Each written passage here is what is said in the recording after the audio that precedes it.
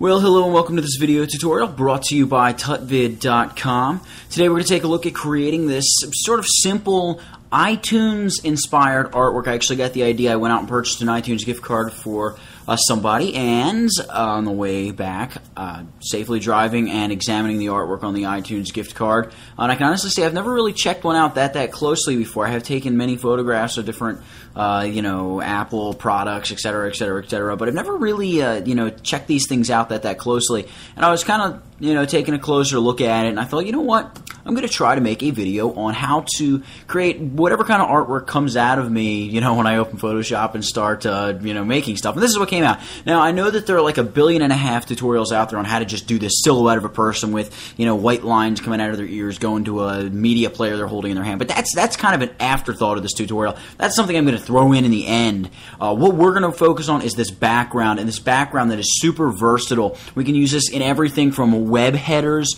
to photo galleries, online and in print. All kinds of cool things. It's this grungy, texturized, almost fiery, glowing, almost three-dimensional kind of background. A pretty cool background. So that's what we're going to take a look at doing. Alright, I'm just going to set this to my custom color, bring my panels back, and close that document. Alright, I'm going to open up a new document file, new. And the width here, 1280 by 720 is what I'm working with. However, because of the size of my screen, I'm just going to downsize a little. Control-Alt-I, that would be Command-Option-I on the Mac. And I'm going to downsize it to 900 wide, and that turns out to be 506 high. Alright, great. Zoom in. Alright, now the first thing we want to do is hold down Alt or Option, double-click that background layer. That turns it into sort of a working layer. I really don't need to do it right now, at least, but I just kind of like to get it out of the way and just get it done with. Next thing I want to do is go Edit, Fill. And we just want to fill this with 50% gray. So the contents here, I'm going to say, hey, go ahead and use 50% gray. Okay, wonderful. Now I want to duplicate this layer twice. So that's Command or Control J, Command or Control J. Voila, we have 3 layers. The next step is going to be make sure we're selecting this topmost layer. Set the blend mode to overlay. You should see no change. Great. Select the middle layer. Change the blend mode to overlay. Again, no change. Alright, wonderful. With this middle layer selected, I'm going to go and grab the Dodge tool. I'm going to set the brush size to somewhere around 225. Alright, it doesn't have to be 225 exact here. I have it on 236. Hardness, that you want to be as low as possible, which is 0. Alright, the range is going to be set to midtones, and the exposure somewhere around 20. I have it set to 18, but again, you got some flexibility there, just somewhere around 20. And basically what we want to do, and by the way, it helps to have a tablet for this, but if you don't worry, you can still use the mouse. We want to sort of paint this swath of lightness that goes right through the middle of our document here. But we want to keep from making it too bright. Making it too bright is going to mess things up, kind of suppress some of the color that we're going to infuse into this illustration later on. So just enough to sort of shade it nice and light. Alright, we're going to select the layer up top, and we're going to switch over to our burn tool, which I'm actually going to set to about 300. Alright, again, roughly 300. And reduce the exposure to somewhere around 10. Alright, we're just going to start burning in a nice sort of custom-shaped vignette. Alright, and by custom-shaped, I just mean something that kind of contours with everything else we're doing here. Alright, you don't want to go too crazy with the vignette. We don't want to make it too dark. Again, we're just looking to shade this thing in and kind of add, make it, just define the dark from the light. Alright, great. Now that we've done that, we're ready to add some texture. And when it comes to adding the texture, this is really one of the secrets, if you will, to creating, grungy and, artistic illustrations in Photoshop, and that is take a look at stock photography. Take a look at some of the other things outside of Photoshop. You don't have to hand paint everything you create in Photoshop. You're really limiting yourself by doing that. So I'm going to hit Control-Alt-O. That would be Command-Option-O on the Mac. It's going to pop open the bridge. And right here I've got this concrete stock photo. This photo is from the Stock Exchange. I'm going to have the link for this photo over in the description to this video, as well as a few other files we use over the course of this tutorial. What I'm going to do is I'm going to double-click this particular file. It's going to open it up right in Photoshop. Give it a second. And I'm just going to hit Command or Control A to select all, Command or Control C to copy it, and then Command or Control W to just close it. We don't need it anymore. Command or Control V, paste that guy right in. Alright, I'm going to zoom out a little bit. That's just Control minus. Then I'm going to hit Control T, which is going to bring up free transform options. I'm going to shift this guy over a little bit. Wonderful. Holding down Shift and Alt, that would be Shift and Option for the Mac. Grab one of the corner points and just pull back toward the center. There we go, lovely. And then I'm going to hold down Alt and pull from the top, like so. I'm going to hold Alt and pull from the sides. Just kind of get this nice and sort of shaped to the way, you know, my file here is shaped. And I'm going to hit Enter to commit those changes. Great. Zoom back in on it. And now the first thing we want to do is desaturate this texture because we don't want this color to affect the rest of our illustration. Quick hotkey for desaturating, Control-Shift-U. On the Mac, that would be Command-Shift-U. Voila, desaturated. We're going to grab this layer and set it to a blend mode of Overlay. There we have it. Great. Now that we've done that, we're ready to take the next step. So the next thing we want to do is go ahead and sort of grunge it up a little bit, create sort of a grungy vignetting effect, which is just that darkening around the edges. All right, the first thing we absolutely want to make sure we do is create a new layer. The second thing you want to do is make sure you have the brush tool selected. You may have the burn or dodge tool selected. Make sure you got the brush tool selected. Open up the brushes panel by going Window, Brushes panel, great. Now here is where you want to go ahead, and in the description of this video there's going to be a link for a great free site, or a site that provides lots of free Photoshop brushes. It's called brusheasy.com. Really great material there. I'm going to have linked a nice set of grunge brushes that you can download and use. And here's how you load them. Basically you're going to download them, save them to anywhere on your hard drive, come into the brushes panel, select that little flyout menu and go down to load brushes. Find where you have the brushes on your hard drive. Right here are the brushes I want. And voila, here are my nice grunge brushes. Now, your grunge brushes will be different than these. I'm just going to give you a heads up. The reason I have these is because the reason you probably won't have these, I should say, is because I can't even remember where I got these from. I do know they were free, just can't remember where I got them from. So let's take a look at what we want to do here. We're just going to grab this first brush, and we're going to close that, and we're going to immediately downsize this brush. I want it to be more like 400, something like that. Great. And I want to make sure my foreground color is black, so I'm going to hit D. D, reset your colors. I'm going to zoom out a little. Now here I'm not using my tablet. I'm just using the mouse. I'm just going to, add a little bit of grunge around these edges. Just sort of, start, we're looking to introduce some grunge to this, what almost looks like, metallic concrete. All right, we're going to grab another brush right here. Again, downsize to around 400 and add some of that grunge. All right, looking good, looking good. I'm going to open up the brushes panel again. And I'm going to grab this guy right here. Again, it's important to downsize. There we go. Loving it. And what I'm trying to do here as I'm painting this vignette in almost one piece at a time is I'm trying to favor more heavily the left-hand side. I want to add more grunge to that side, if you will. So that's something I want to, keep track of, kind of keep a close eye on. I want to kind of start moving out a little more. That looks too much like the brush stroke I applied before it. Open up that brushes panel again, and downsizing that brush. That's a little too boxy for my taste. Throw a little in there. Let's grab another brush. Let's try this guy out here. That's going to look pretty good. There we go. Throw a little more. That's a little too much up in that top corner. And let's pop a little in right there. Great. Let's take this brush right here. And again, it's just a matter of playing around with these brushes. Find something that you think looks cool. Alright, great. So that's probably enough. I think that looks pretty much like I want it to look. Alright, we're going to get off the brush tool there. And, you can go in at this point. You can desaturate, or reduce the opacity. But before I do that, what I want to do, just to kind of ensure that this kind of fades together and I've got nothing over the center, I just want to apply a layer mask real quick. Grab my brush tool again and just take a big soft-edged brush. That's hardness set to 0. Bring the size up to like 300. And just paint a swath through the middle. Alright, there's not really anything out there. Alright, great. So you can see we just have a nice mask, ensuring that there's not really much in the center. That's kind of an area that we can, reserve for content if we like or whatever. So the next thing we want to do, well, zoom in and create a new layer. Now in this new layer, we want to go Edit, Fill, and fill this with 50% gray. Wonderful. Now that we've done that, we're going to go Filter, Noise, Add Noise. And we just want to add 50%, make sure monochromatic's checked on, and Gaussian is the distribution. Hit OK. Now that we've done that, hit Command or Control L. That's going to bring up the levels dialog. And basically, you just want to shift the black over a little bit, and then you really want to pull the white way over. All right, just so you have what looks like a fine speckling of black dots. Hit OK. And then set this layer's blend mode to multiply. It's going to drop out all of that white and give us a nice grainy look over the whole thing. We want to select that layer and hit Command or Control J to duplicate it, and then hit Command or Control T to free transform it. Now we're not going to touch the handles. All we're going to do is look up here into this kind of control bar for the free transform tool, and we're going to set width and height to 250%. That's going to make this much larger than it just was. Commit those changes. You're going to see now these larger blurry speckles, and I just want to reduce the opacity of this to something like 35. Alright, wonderful. Now that we've done that, it's time to go ahead and add some color. We're going to colorize this, and this is really where, you can do whatever you want. You can color it orange like me, you can make it green, blue, or, pink. Doesn't matter to me. What we're going to do is go Layer, New Adjustment Layer, Hue, Saturation. And we're going to hit OK. Now, if you're using CS4, the Adjustments panel should be open.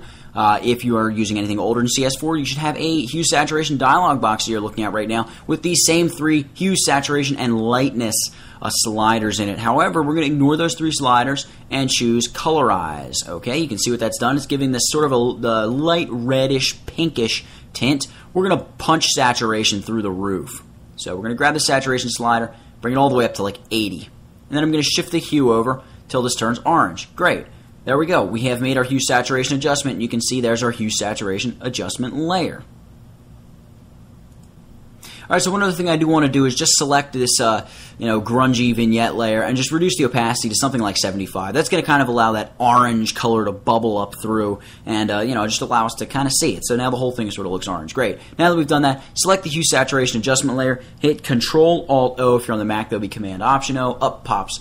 You got it, the bridge. We're ready to bring our model in. That's this young lady right here. We're going to double-click that file. It's going to open her right up. Command or Control-A to select, and Command or Control-C to copy. By the way, I made this selection using a channel-based selection, so I'm not going to get into that right now, though. Command or Control-W just to close that file, and Command or Control-V pastes her right into here. All right, I kind of like her as she is. Might want to make her a little bit smaller, but you know what, actually, we're going to leave her as is. I'm just going to select her and drag her up a little bit and leave her just like that. All right, we're going to create a new layer right on top of her, and we're going to fill this layer by going Edit, Fill, and we're going to choose Black. Hit OK. Voila, we have a solid black layer. We're going to hold down the Alt or Option key, and right here, when the finger gets between her and the black layer on top of her, you can see that the finger turns into this sort of clip icon is what it is, and you're going to click that, and it's going to clip the black to her. So now she is solid black.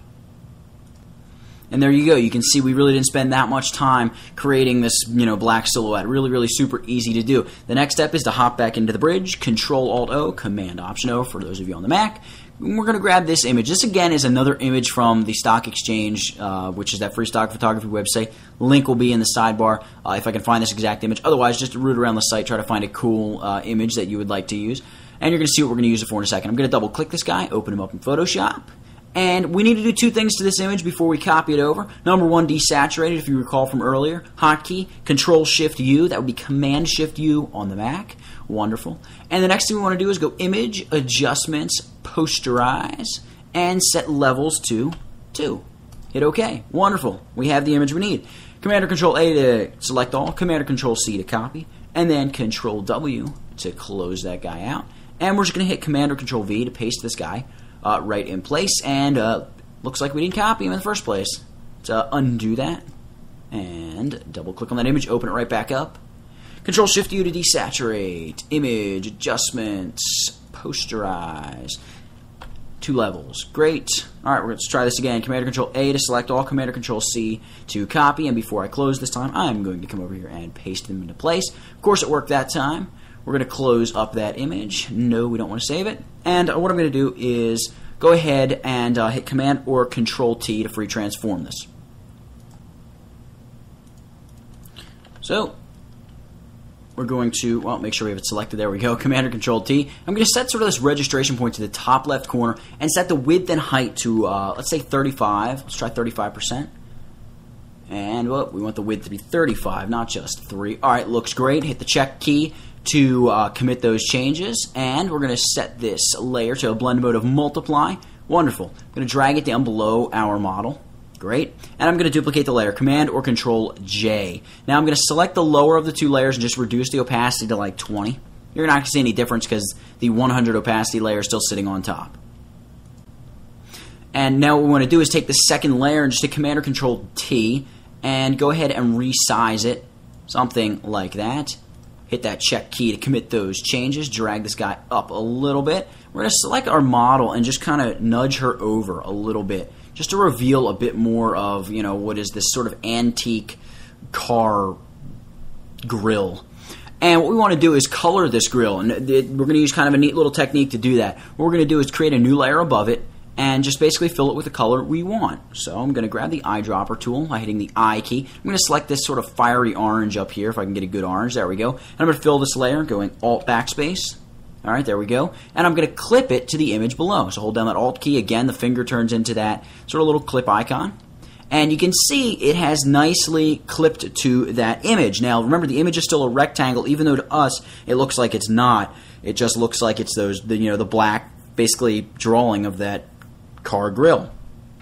Well, that's what we see, so we want the color to only appear over the black and just basically drop out everywhere else. So we're going to set this color to screen. And you can see, voila, there we go. It has successfully dropped out everywhere else, and we have this nice colored hood of hood/grill of a car. Great. So the next step is to, number one, create a new layer for our sort of little earbuds and media player. Grab the pen tool. Make sure our foreground color is set to white. We're not actually drawing anything. You can see the pen is set to draw paths. All right, we're going to start here where theoretically her one ear would be. Pull down and away from there. Great. And I want this sort of cord to wrap up and be sitting here on her hand where we're going to draw sort of a simple media player. I'm going to grab my direct selection tool, select that sort of pen point, that path anchor point. I'm just going to drag it up to her hand.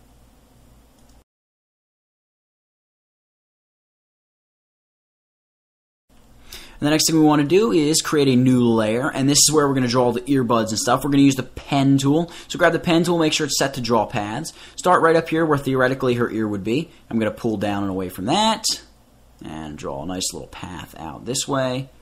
Great. And then right up here to where the media player would be sitting on her hand. Wonderful. What I want to do now is hop over to the paths panel, just double click the path, and that's going to essentially save the path. We're going to just leave it as path 1. There we go. Now, with that path still selected, go to the other ear, or where the other ear would be, I should say. Click and drag away from that, and we're going to join these earbuds up somewhere right around here. There we go. All right, now that we've done that, when I select this, you can see it looks like it's one path, even though it's really two. And what we want to do is grab our brush tool and make sure that it's set to 2-pixel hard edge with an opacity and flow of 100%, which it is. Great. And we can choose any tool we want now, but we want our foreground color to be white. We're going to make sure we have this path selected, and then choose the second icon from the left in the bottom of the paths panel. That's going to stroke that path with white. You can see when I deselect, I've got a nice white stroke. I want to do that maybe one more time. All right, so we got a nice white stroke there. And all that's left to do is, fade it off here at the ends where it would be, going back into her hair and disappearing. So we're going to select this layer, apply an opacity mask to it, grab that brush tool, and grab maybe one of these larger soft-edged brushes, and paint with black. Yes, our foreground color is, in fact, black. And just fade it off right there to where it would be. And then we can just fade this off right into her hand where she would be, holding some tiny media player. Or we could even go in, if we wanted to take the time, and just draw a little white blob of something or other, which is supposed to be, a media player. After that, all that's left to do is, place some text. So I'm going to hit T, which is going to bring up the text tool. I'm using Myriad Pro. I'm actually going to use regular. And we're going to set the foreground color to white. And I'm going to type the word tutvid. Control-Enter to commit those typing changes. Grab the Move tool, and we're going to move the text right down to here. And there you have it. We have successfully created a nice and simple iTunes card-inspired piece of artwork. Now, real quick before I let you go, I'm just going to run over one quick sort of tip that is going to allow you to boost the contrast really easily by just adding 2 more layers. So let's take a look at how we can do that. Alright, so to add a little bit more pop and contrast to this image, I'm going to select the Hue Saturation Adjustment layer, add a new layer, and go Edit, Fill. And we're going to fill this with 50% gray. Hit OK. And now that we've done that, we're going to go blend mode, set it to overlay. Sound familiar yet? Feel familiar? Probably. Alright, after that we're going to grab the burn tool. I'm actually going to decrease the size of the burn tool, something like 170. Alright, and the range here, midtones. And what we're going to do is we're just going to begin painting on this. However, before we do that, we just want to duplicate this layer so we don't have to refill it with 50% gray and reset it to overlay and all of that. Command or Control J makes quick work of that. Select the lower layer and just begin burning in wherever you feel is necessary or wherever you would like to enhance the color. You can see that wherever I burn in is almost increasing the contrast, and we haven't even began to lighten anything up yet.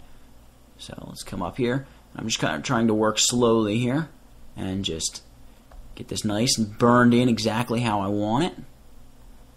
Really make it nice and toasted around those edges.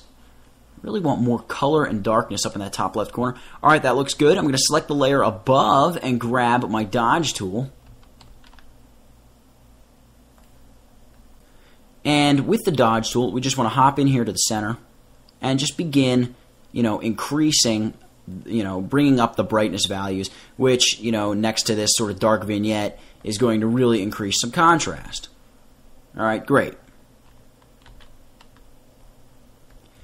Now that we've done that, we can go ahead and really just kind of top the whole thing off by going Layer, New Adjustment Layer, Curves, and hit OK.